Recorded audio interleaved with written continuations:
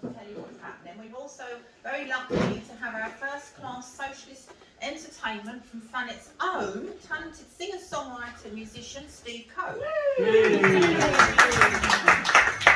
And also thank you very much to Norman and Christine as always for the use of the red ball. So today the idea is we want us all to join in solidarity and support to continue to fight for decent pay, conditions, terms, and we're in this hostile climate of Tory attacks on working people.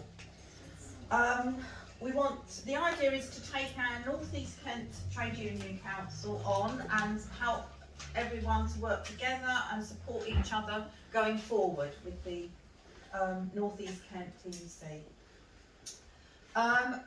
So I just want to say we've been really honoured to meet so many committed trade unionists on the picket line since last summer. It's been brilliant.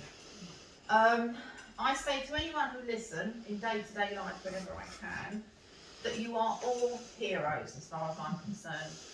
You're not just fighting for your comrades' terms and conditions, but for all and every one of us. And I think that's what's so important. You know, this is about everyone's future. And you're on the front line and you're having it really tough. And, you know, we want to support you and everyone should support you. It's a bit of a pivotal moment maybe where we have to strive and fight for those rights of working people. You provide essential services. You were praised and clapped during the lockdown for keeping the country going. Way! And now, is that forgotten? It's really difficult, isn't it? So just to do a few introductions. I've always been a trade unionist. I'm a district councillor. I've campaigned for various things, including our health service. I've been active in the Labour Party, as were many of us here, for many years, taking our party forward in Thanet, and then I was purged by the Cllr regime in December 2021, and that was great because I was very proud to be in such good company with thousands of other socialists who've been purged from the Labour Party. So this afternoon we've got, as I said, we've got lovely food, we've got drinks, we've got amazing entertainment, and then first of all we're going to have a few people speaking from the different unions. So we're having Candice from RCN, Rahul is coming from the BMA, Hayden CWU, Holly's from NEU, and Mick Jordan from RNT, sadly couldn't come because he's having operations, so I'm reading something out on his behalf. I'd like everyone to keep it to sort of 5 minutes, and then afterwards we can have a bit of question and discussion, see how that goes, but then obviously having our entertainment, which is the focal point of the afternoon. So first of all, I just want to hand over to our own lifelong expert, trade union activist, socialist, and anything else political, the magnificent John Flaig. That's a hell of a lot to live up to, and actually I'm here to learn today, you know, because looking around and I know some people, but there's a hell of a lot of people here I've never met before, that have probably seen on the great pictures that came out all over the summer and the autumn and through into the new year. People on picket lines, because picket lines in Thanet for a long time were very, very rare, because Thanet took a beating certainly from the end of the great miners' strike through the 80s and the 90s. Thanet's economy collapsed. It became top of all the lists of places where deprivation exists, particularly on the coast, and we saw industry go, we saw jobs, the NHS being cut and the rest of it. So there was no response then really in terms of big strikes, but to see the emergence of a new movement of activists who understand the task they have, which is to defend wages, defend conditions, and defend the standard of living that was fought for by generations, is very important. And that's, in a sense, why a trades council is very useful and very important. It's not the main thing, but what it is very useful. And actually trades councils, I believe, emerged from one of the biggest workers' struggles in this country, which was the general strike of 1926. I think they emerged then to coordinate trade union activities in the various localities. Some of them probably date back to that time in terms of their organisation. I imagine Liverpool, Manchester and some of the London trades councils still have that depth. And Thanet Trades Council, I believe, historically is quite an important one. It has that kind of tradition of struggle does go back before the Second World War. There was a branch of the National Unemployed Workers Movement in Thanet, Ramsgate branch, which was the organisation which organised the big unemployment struggles at that time and organised the marches from the north down to London. Some of them were called the Hunger Marches, or they had various different names, but the National Unemployed Workers Movement was very important because trade unionists that were sacked during the battles in those times came together as unemployed trade unionists, and I think that's a lesson for today as well, maybe. And in terms of Kent, Thanet was very important, partly because we had an organic link to the coal fields that were here. There's no coal near Thanet. In your coal bunkers maybe in the past, but there's no coal under Thanet because there's too much chalk. But just over on the mainland, if you like, there's a lot of coal.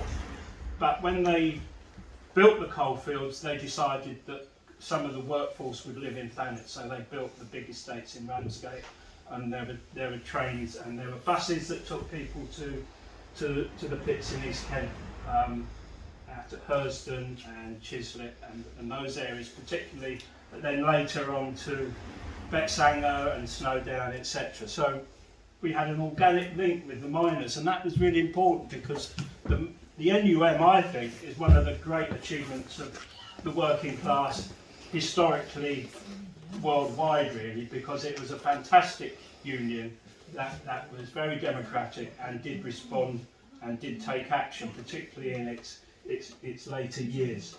So that link with Thanet, through individuals sometimes, Malcolm Pitt, people might remember that name, he was secretary of the Kent Miners and also secretary of the Thanet Trades Council at the same time in the 1970s, all through the miners' strikes of the 70s and 80s.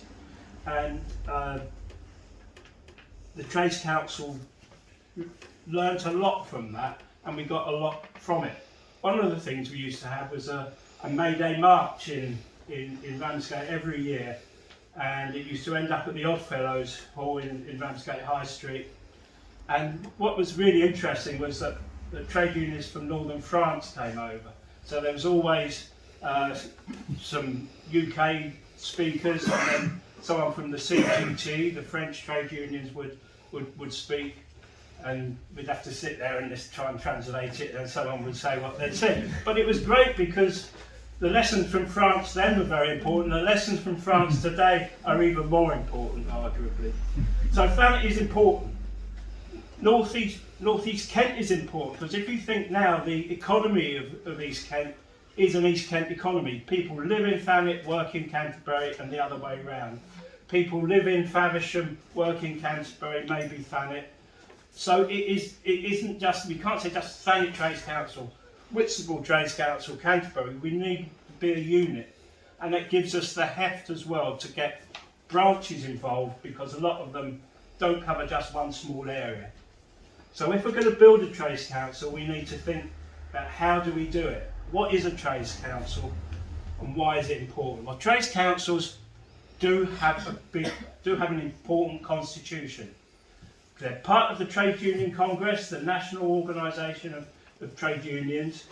There's a constitution which affiliates us to the TUC, and they obviously have rules. So what they ask for is for trade union branches, so the post workers, the railway workers, teachers, educators, their unions need to affiliate to the Trades Council, which is a formal process. It needs to be voted for at one of the branch meetings and to agree to pay the delegates fee, which is I think it's a few pence per member annually, and crucially really is to elect delegates who are happy and willing to come along to Trades Council meetings.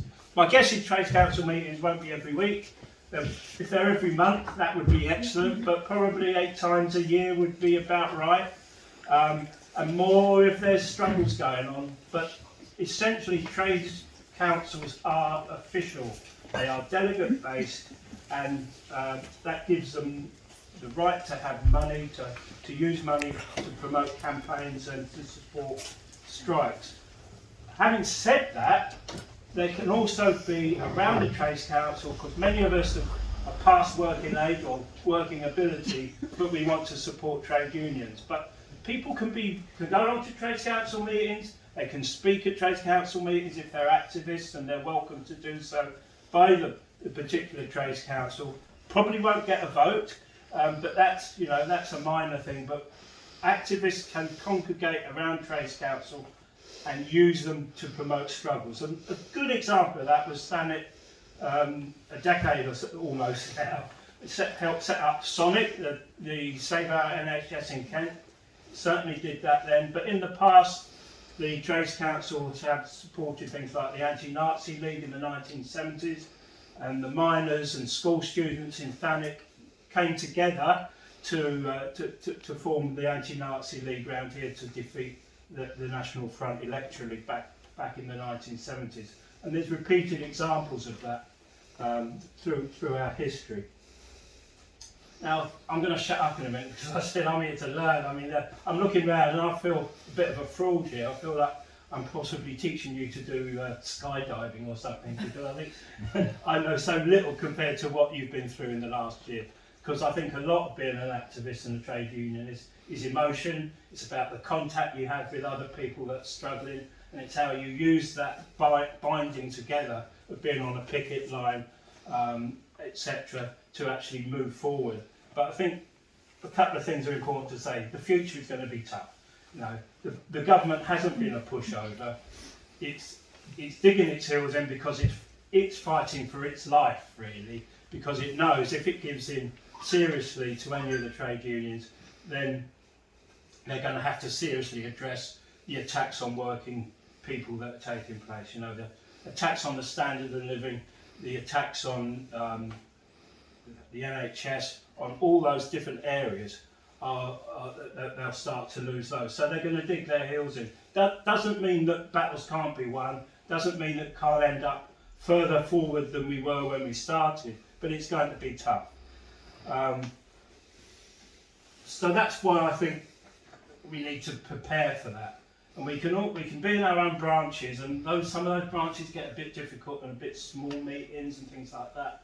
But if you know that around the area that we live and work, there's a network of active trade unions who can help with ideas and backing if there's attacks going on, or if you need to call people to a picket line, that network of people already exists. That would be a great thing.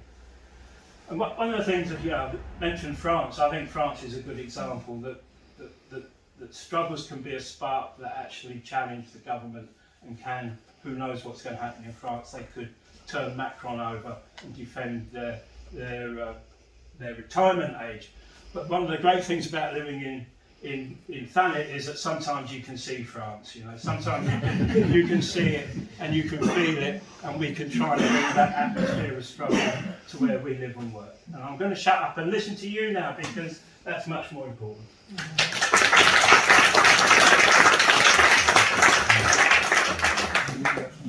Thank you very much, John. So we're going to have a few sort of words from the different trade unions now. So first of all, can I ask Candy Gregory, well-known Save Our NHS in Kent activist, councillor, and just about campaign, going to say a few words on behalf of RCN. Lovely.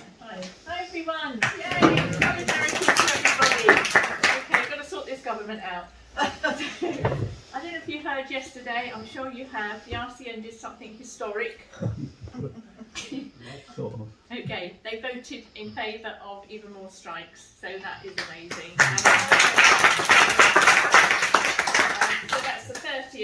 of this month, up until it's 8 p.m. on the 30th for 48 hours, and I hope you're all going to join the picket lines, because or we have something outside QEQM like we've been doing with the junior doctors. So my background is I've been a nurse since 1975, I think, and when I trained we were paid to do the job, Michael knows, and then when we qualified we had a fairly decent standard of living. So over the time that I've been a nurse, I'm sort of vaguely just about a nurse at the moment, over the time I've seen nurses' standards of living dropping horrendously, whereby they can't afford to move out of their parents' house when they qualify. Even after a few years, they have families, but they're claiming universal credit and they're going to food banks, and still this government won't listen. The RCN, to their shame, pushed that we accept this 5% rise. They were given hell on Twitter and Facebook. Nurses piled in and said, this isn't good enough, this is another pay cut. We've had pay cuts year after year after year, and it's not fair that healthcare professionals are so undervalued. So, with that, they changed their tune a bit, and the votes came in and were announced last night. We're going on strike with a 54% mandate to carry this on, and I hope you're all going to join us, because healthcare professionals are so vital, you know, and that's why we need to show the government, and we're all union members, we need to show them collectively how disturbed we are at their behaviour. There's something called the Shop Stewards Network, and they're calling for a general strike, and I really, really hope that's what's going to happen, because we can't carry on with this government. They are just making the wealth divide even more of a division. They're allowing 500 to 1,000 excess deaths a week with the poor and vulnerable. Nothing to do with doctor strikes, nothing to do with nurses strikes. This is poverty and access to healthcare. There's not enough of us, because we're leaving in droves. We're going to New Zealand, Dubai, 3 times the salary out there. No wonder they're going. Okay? So please support us when we're out on the 30th. It'll be the 31st, if there are 31 days, are there? No. Who knows? Okay, so please support us. Look on the Save Our NHS in Kent website or Facebook page, because we'll put the dates and the venues up there. And take some leaflets and pass those around, because whichever way we vote on the 4th or 5th of May, that will give them a message, won't it? That will give them a message that we won't be fooled again. So thank you for listening, and solidarity, everybody.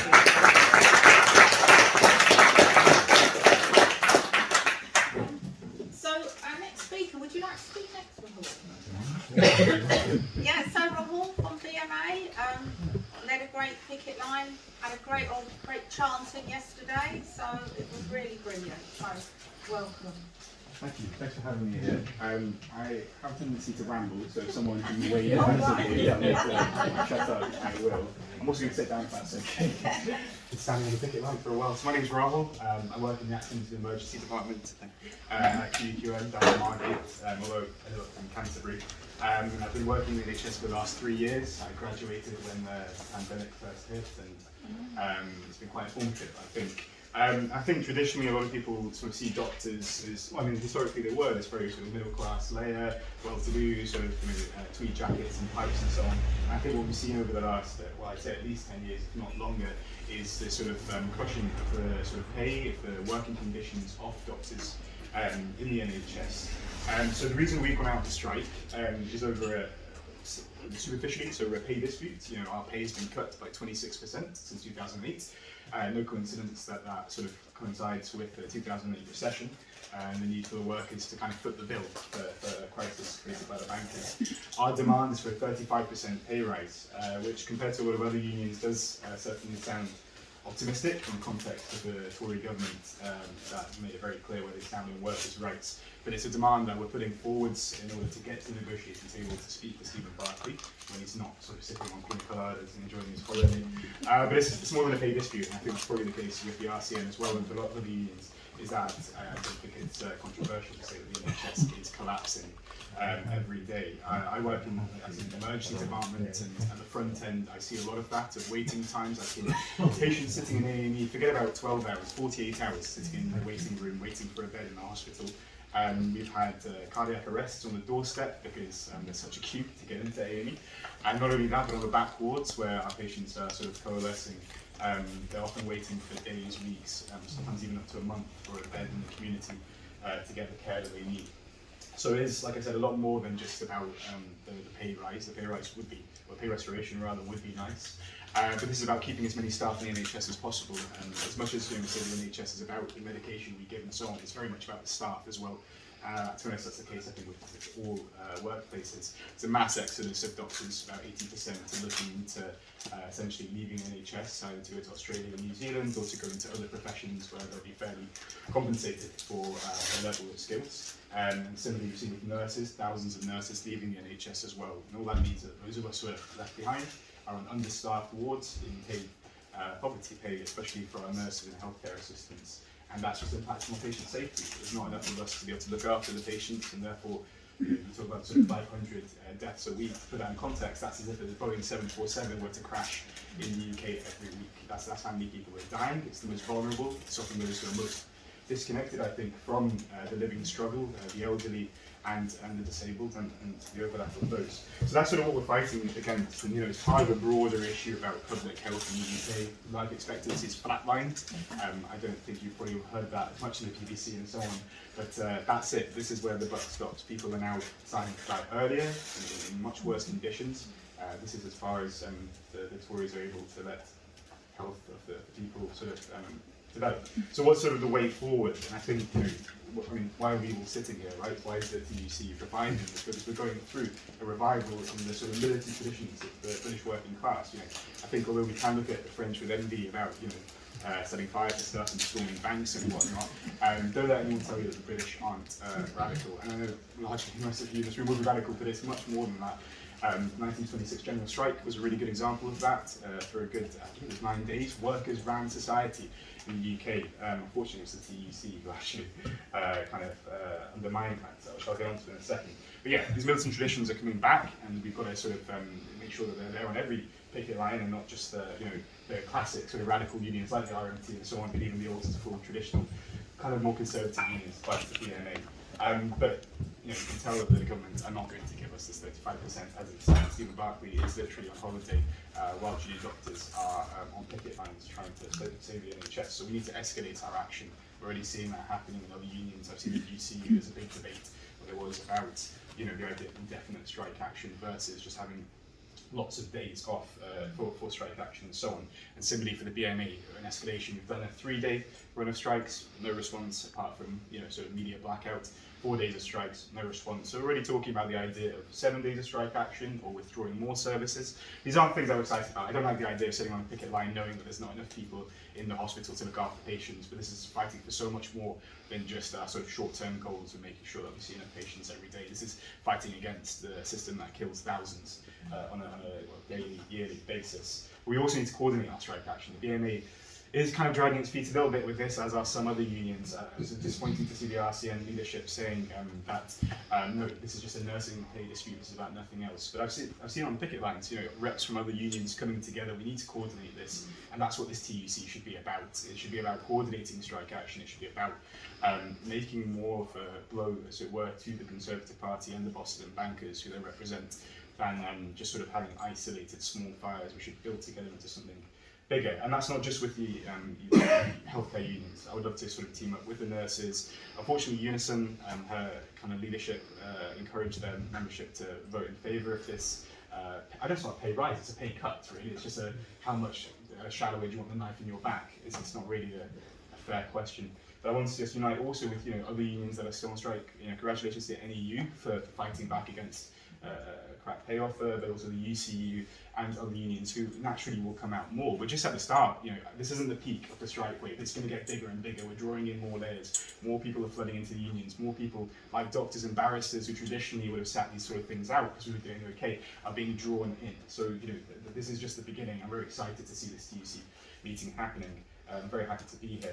But to do that, we need that rank and file democracy. In my union, there are no branch meetings. I've had to try and desperately call for us to have meetings, but we don't have that. Whereas I know in the RMT and stuff, we have that tradition of a proper union democracy. There are branch meetings. It's encouraged that if you miss a meeting, someone might call you up to make sure you're okay. We need that, and the TUC, I think, can lead on that with encouraging those messages to go out to the unions. Similarly, we need fighting leadership.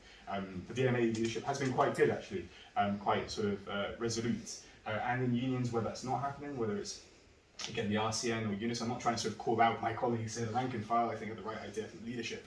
We're trying to sell the membership down the river. It's if they're not with you, then they're against you, and that needs to be remembered. And that they are not more powerful than they seem. They're there on a democratic mandate, and if these leaders don't represent their workers, they should be replaced. I don't think that's too radical a thing to say, although we're happy to have feedback on that. So I'll finish off because I realise I'm probably gone over the 5 minutes. No one's waving, but what can the TUC do here?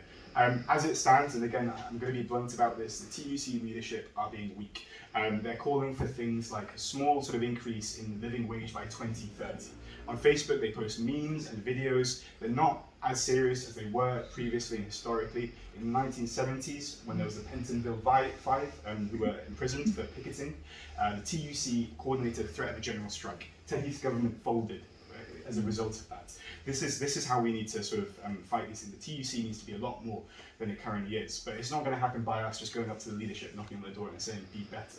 It needs to come from rank and file sort of energy coming up towards that. And I think with that, we need to use the structures we have. This rechristening, rebirth of the TUC locally should be sending out radical motions to the centre saying, we need a general strike. This is what the workers are saying on the floor. This is not some sort of radical thing here that is being said by just a small minority. More and more workers realise that my struggle is the same struggle as every postie, every nurse, every RMT worker. These are all the same struggle for better pay, for pay restoration, but largely for safety and conditions. On the RMT, we're just I spoke to you mentioned this previously.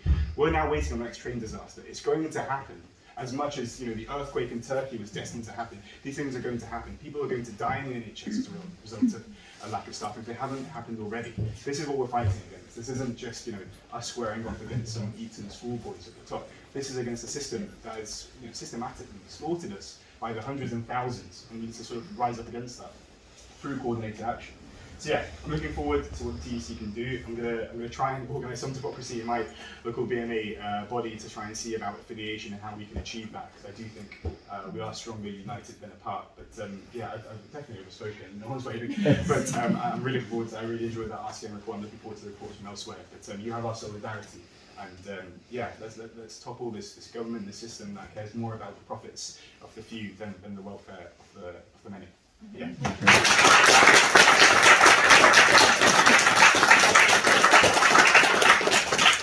Thank you very much. Thank you.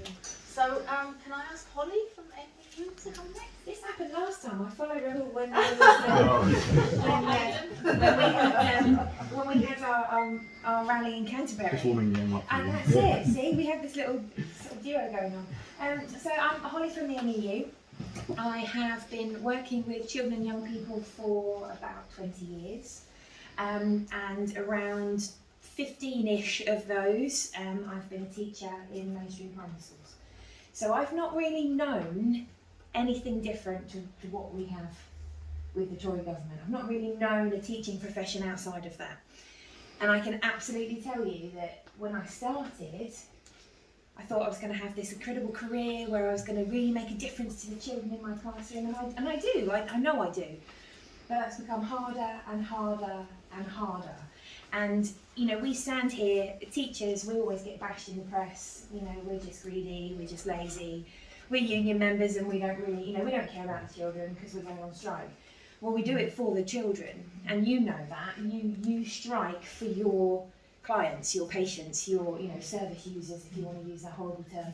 You strike for them, because actually what we do has that direct impact for them. I'm also a mum, and my child goes to a local primary school, and I see it in her classroom. I see the children who have significant special needs, who are in her classroom and not getting the support that they need. It's not about money in my pocket, it's about money in the school's pocket, to employ people to look after children and to, you know, and to just make sure that they thrive.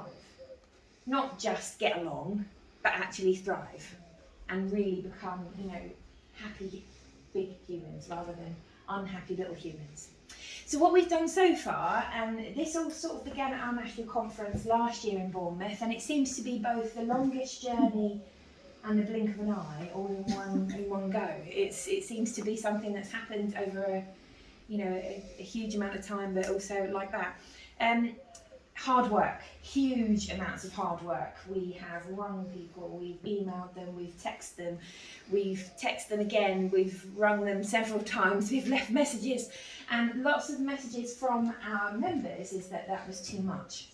Oh, it's too much, you're messaging us too much.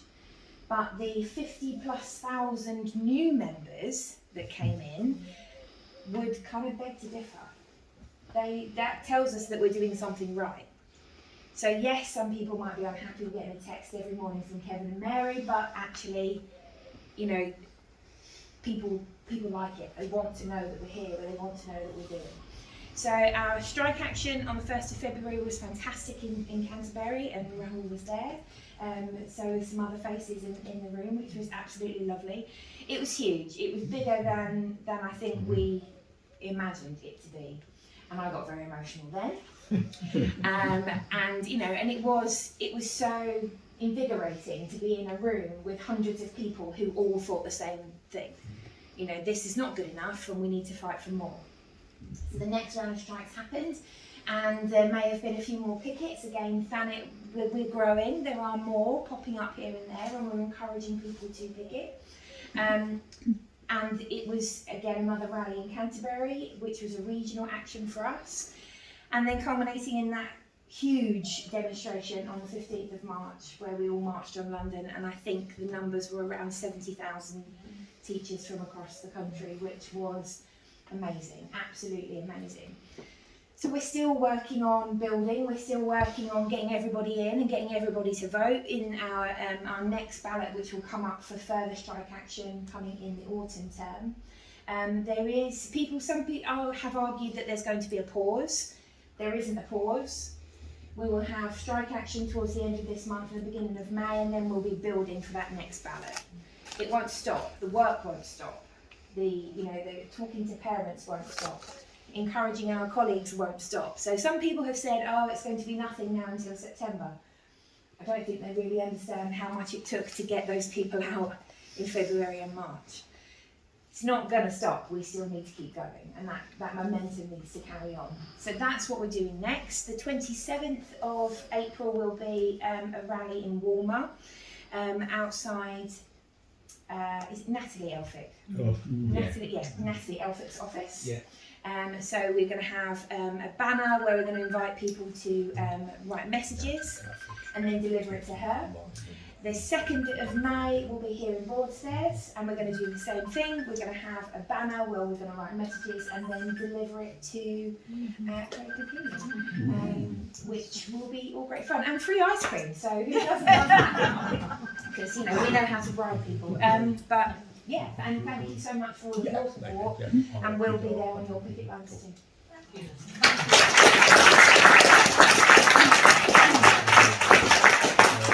And I've just got to read out Nick Jordan's what he sent in, his statement. Sorry, so I've just got to find it. And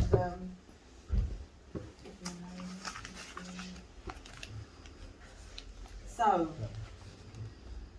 Mick's very sad he's not here, by the way, obviously, but he just couldn't be here today. So he's saying, as you're all aware, RMT took the lead regarding strike action and in challenging the government's attitude to the way they treat working people. We have had 18 days of strike action.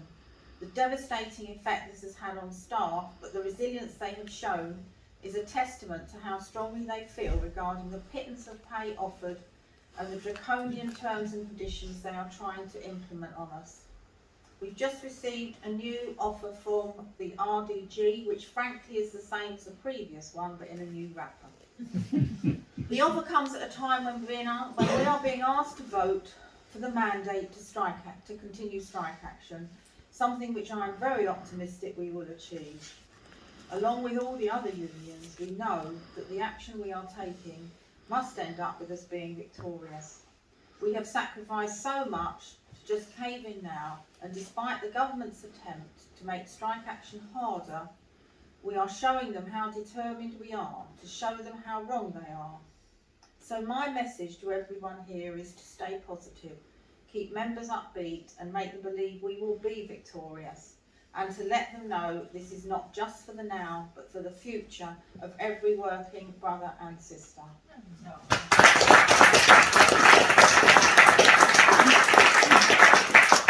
And then I said thank you, and you've been an inspiration to us all. And Mick wrote back, thank you, but it is the collective who have been the inspiration. I am just a part of that. Thank you, Mick. So next, we've got Steve's going to entertain us. If you like. Yeah. Do you need a few minutes to set up? Coming up Friday 2nd of June at the Red Hall, fundraiser for strikes.